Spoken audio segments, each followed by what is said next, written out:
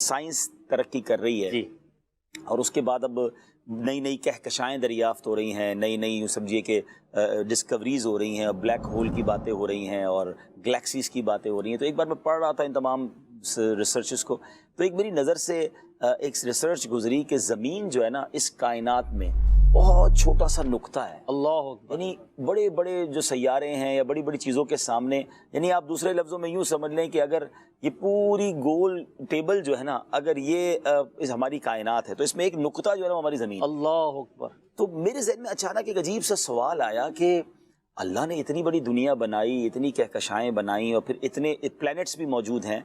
तो हमारी ज़मीन तो उसमें से बहुत छोटा एक तरह से हिस्सा है, लेकिन इसमें काबा भी है, वाह वाह। इसमें नबी पाक भी हैं,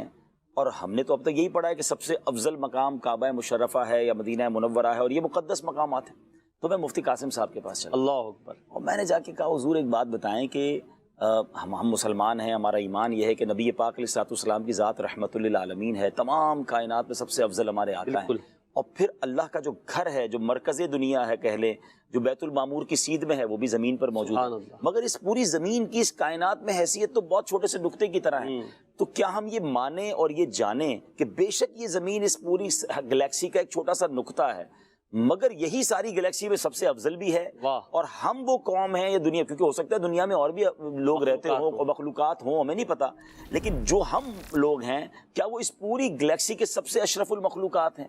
तो सुभान अल्लाह। फिर उसके बाद मुफ्ती साहब ने जहन के दरीचे खोले और कुरान और हदीस के जरिए समझाया कि जी हाँ, ऐसा ही है। And we are so lucky that we are living in earth. हम खुश नसीब है कि हम जमीन पर रह रहे हैं, इस जमीन पर रह रहे हैं कि जहाँ नबी पाक तशरीफ लाए, जहाँ अल्लाह का घर मौजूद है, अल्लाह ने इसको चुना है और इस नबी अलैहिस्सलाम का हमें उम्मती बनाया और हमें अशरफुल मखलूकात फरमाया। यानी ठीक है, अल्लाह ताला की बहुत सारी जो है वो कायनात बहुत बड़ी है। यानी अगर यूं कहा जा सकता है कि हम में से कोई मरीख पे होता, कोई चांद पे होता, कोई पता नहीं कहाँ होता, लेकिन जो जमीन पर है तो इस हवाले से भी फिर आला हज़रत का वो शेर है ना कि खम हो गई पुश्ते फलक इस्ताने ज़मी से, सुन हम पे मदीना है वो रुतबा है हमारा। तो ये वो काबा मुशर्रफा की अजमत। अच्छा, अब जरा अगर इस तसव्वुर से, अल्लाह करे मैं वो बात समझाने में कामयाब हो जाऊं जो उसके बाद से मेरा जहन बना कि उसके बाद जब काबा मुशर्रफा के सामने बंदा जाता है या उसका तसव्वुर जमाता है ना, इस पूरी अजीम कायनात में कई कहकशाओं में अगर रब्बुल आलमीन ने अपना घर बनाने के लिए जो जगह चुनी है, जो बिल्कुल बैतुल मामूर की सीध में मौजूद है, जो फरिश्तों का काबा है, तो ये वही वो इमारत है, और मुझ जैसा गुनाहगार उसी इमारत के सामने,